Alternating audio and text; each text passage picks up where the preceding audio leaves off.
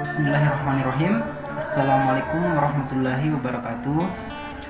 Kami dari kelompok 10 yang beranggotakan 3 orang, yaitu saya sendiri Adrian Maulana dan 2 teman saya, yaitu saudara Sofyan dan saudari Nuradia, yang dimana di sini kami akan menceritakan biografi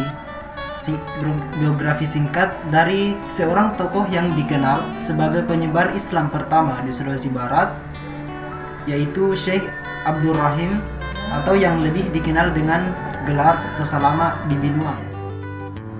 Baik, langsung saja. Syekh Abdul Rahim yang digelar Tosalama di Binuang dikenal sebagai penyebar Islam pertama di Sulawesi Barat.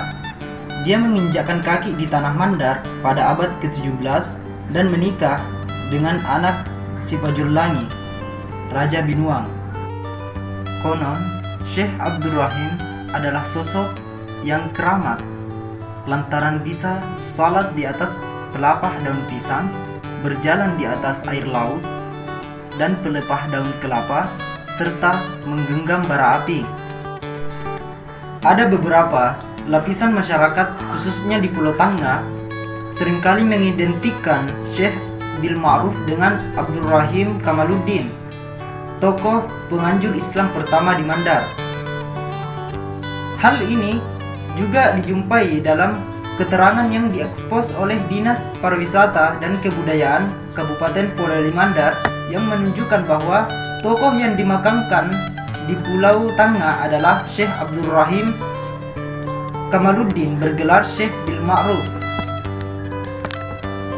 Namun, pada beberapa literatur yang berkaitan dengan corak keberislaman di Mandar, seperti Agama Nelayan karya Arifuddin Ismail, Sejarah Islam di Mandar karya Suradi Yasil, membedakan antara Syekh Abdul Rahim Kamaluddin dan Syekh Bil Ma'ruf adalah 2 tokoh yang berbeda, dan keduanya memiliki hubungan guru dan murid.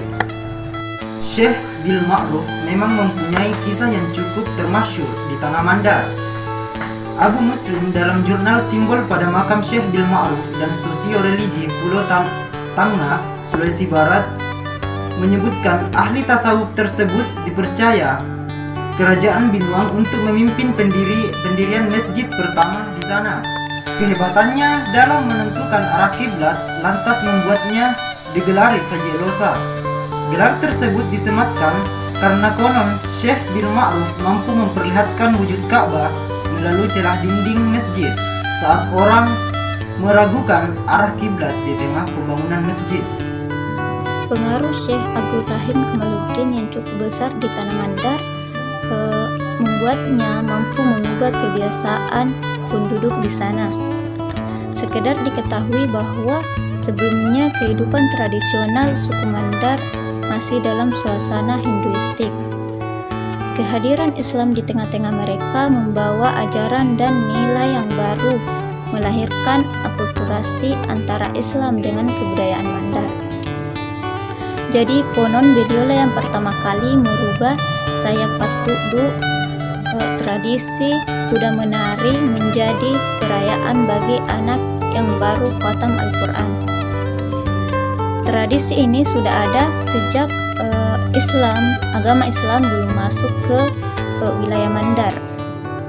Adapun peninggalan Syekh Abdul Rahim Kamaluddin yaitu berupa pembangunan masjid yang kemudian diserahkan kepada Syekh Bil Ma'ruf yang merupakan ulama yang berasal dari Samarkand, salah satu kota di Uzbekistan, Asia Tengah. Mengenai peran Abdul Rahim Kamaluddin dalam mengislamkan Mandar tertera dalam lontara yang berbunyi, "Panasai toi ia modie upanasai poponna todiolota, disangkakanna ipatang apona todilaling anakna todijallo, apak mate amanna marak dia midi balanipa anak polemo Tosalama di Binuang, todilai dilita Makkah, tolak bon nalalopi te embasi nalatapong, ia mau mapasalam idai mapatang salami marak diang sola to balanipa ngganana banua kayang dapo sama sundu moso todang-todang mas Masahada, mapuasa, masakai, mapitara, masambayang, menjunu, masatinju, mapake de alima di balanipa, ipuan di binuang. Anak mebainemo marak dia balanipa, dai di tununuang. Marak dia di barokbo nalikai, iamu mapauru-uruang, nande sara marak dia di balanipa. Demikian fakta sejarah yang telah dikemukakan oleh pendahulu bernama Kanna Ipatang, cucu Todilaling, putra Todjallo. Setelah ayahnya mangkat digantikan oleh Kanna Ipatang, berselang 3 memimpin tangku kerajaan Balanipa. Ulama yang bergelar Tosalama di Benuang berkunjung ke Balanipa setelah pulang dari Mekah. Mayang kelapa dijadikan kendaraan atau perahu dengan dayung yang terbuat dari besi. Dialah penganjur Islam di Balanipa dan mengislamkan Daeng Mapatang, dan diikuti oleh seluruh rakyatnya yang notabene warga Balanipa yang tersebar di beberapa wilayah meliputi Napo, Samasundu, Mosso, dan Todang-Todang. Mereka telah mengaplikasikan rukun Islam yang terdiri atas syahadat, zakat, puasa, sholat, junub, istinja, mendirikan sholat Jumat di seluruh Balanipa. Ketika itu sang raja menikah di Tununuang, menikahi cucu raja Tamembah dan Barokbo. Dialah sang raja yang menikah dengan menggunakan aturan syariat mas kawinnya 44.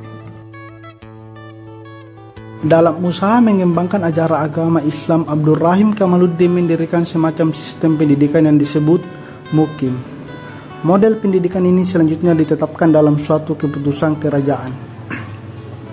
Naya mukim, tan naindo yallo, tan naimbu yirik, tan di papandengei, tan di pambule-bule, tan di papajagai, tan di pammanangi. Madodon rombongi anna lupa lita, maloli idai di timur tarapuk, maloli naon di waran tarapuk. Adapun mukim itu tak tertimpa panasnya matahari, takkan terhembus tiup angin lalu, takkan dibebani tugas-tugas yang berat dan pukulan yang berat, takkan dijadikan hamba sehaya.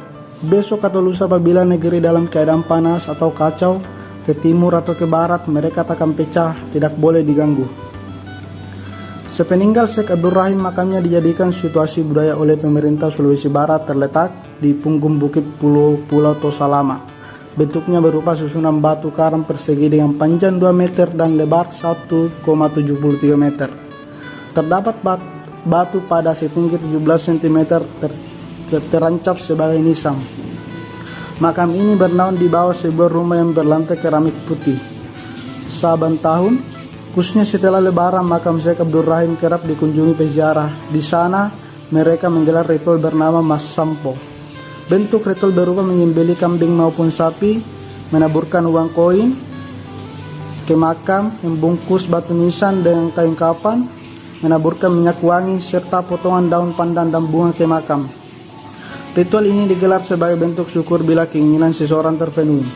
Kebiasaan itu masih tetap terjaga kendati mengundang polemik lantaran dianggap melanggar agama Islam. Itu lantarannya banyak yang percaya harapannya terwujud bila bernasar ke Pulau Tosalama. Bahkan keyakinan itu tak hanya diakui oleh warga Mandar, tapi menjalar hingga ke mancanegara.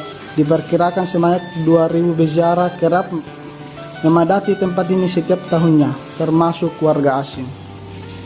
Sekian, assalamualaikum warahmatullahi wabarakatuh.